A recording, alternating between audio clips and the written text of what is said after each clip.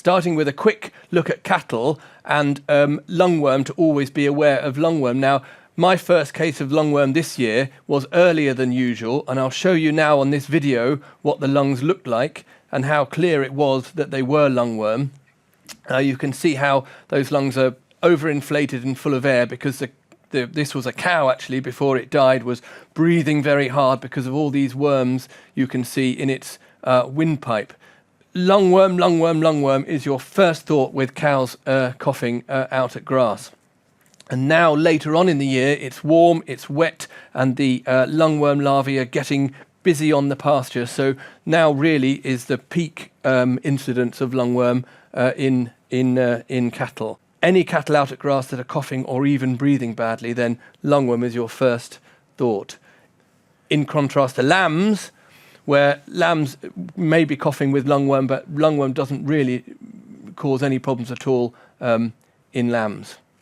And just tell me if I'm wrong here. So even if that farmer he's bought these cattle, even if he'd done a full quarantine process, they would still have had this issue because they hadn't seen lungworm before? Yes, exactly, because they weren't immune. Now we move on to the sheep, and really the sheep story of the year has been Haemonchosis, as in this Haemonchus, this blood-sucking parasite that lives in the abomasum, in the stomach of sheep, and just sits there and sucks blood. And it causes anemia, it causes condition loss, and it causes bottle jaw, and certainly causes deaths. So unusually, this year, my first case was in Northumberland, where I had an enormously high worm egg count, as you can see there, 55,000 Trichostrongal eggs per gram. And Haemonchus is a member of the Trichostrongal family, so it's important to say that the eggs on a worm egg count all look the same. Attila dorsagia circumcincta, Haemonchus, the Trichostrongales, they all look the same, and Haemonchus is one of those. But there is another test you can do to identify those worm eggs as Haemonchus. And what you see on a post-mortem is lots of bleeding. Here's the abomasum here, and you see lots of bleeding into the abomasum. And sometimes you can see these worms with your own two eyes, and very high worm egg counts, very pale counts. And as I say, Northumberland, but they've seen it in further north in Scotland than Northumberland. They've seen it right up in Aberdeen, right over in Wales, all the way over the country. Now, the interesting thing about this third case was that the farmer phoned me up and he says, "Have you seen much fluke this year?" I say, "Why are you asking me that?" He says, "Because all my sheep, a lot of my sheep have a poke under their jaw, and that's what you see with fluke, isn't it?" This was in sort of July. I said, "No, there won't be any fluke in July, or at least not in the northeast of England. You're more likely to have Haemonchus." The thing about worms is that worms is not one lump of a subject. There are different species of worms that act at different times of the year and do different things. So first of all, you have Nematodiris to get over, and you beat that off. Second of all, you have Haemonchus. And now this is the sort of pivot point in the year for me, where the small intestinal worms start to get busy. The Trichostrongalus vitrinus start to get busy.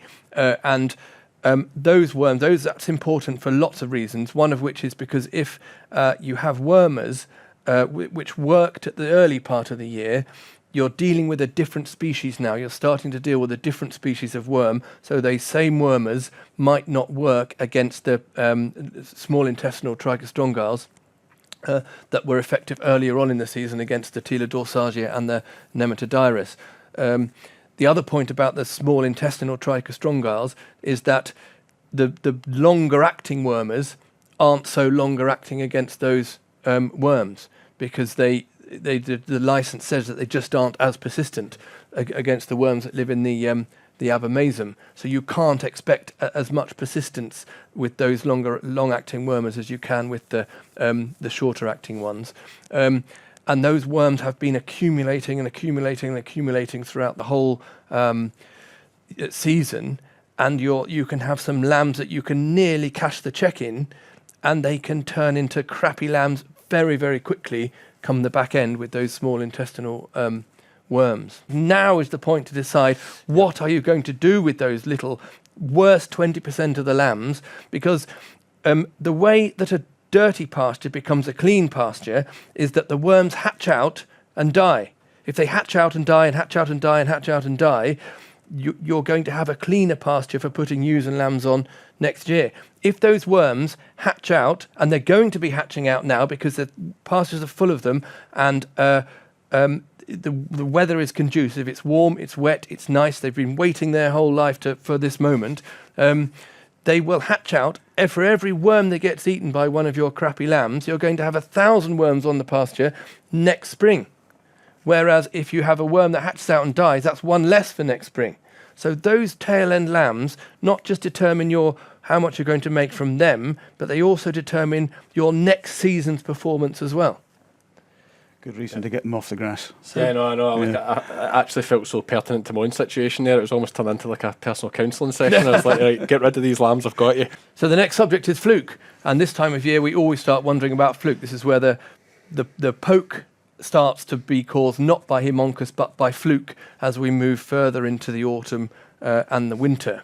And so I think the forecasts are useful, but they need to be honed and tuned in to your own particular situation by the important diagnostics that we're going to hear about in a minute from Matt, I think. But just to briefly explain what happens with fluke, and this will be starting to happen now, you've got two options. If you're a sheep and you want to die of fluke, you've got two options. You can either die of acute fluke, you can have been treated earlier on in the year and all your adult fluke will have been got rid of, but then you can meet a fluke and it can burrow through your liver, and you can see all these little tracts here where these immature fluke that are 2, 3, 4 weeks old are burrowing through your liver and turning it into pate and destroying it. All the meantime, you're losing condition and growing less.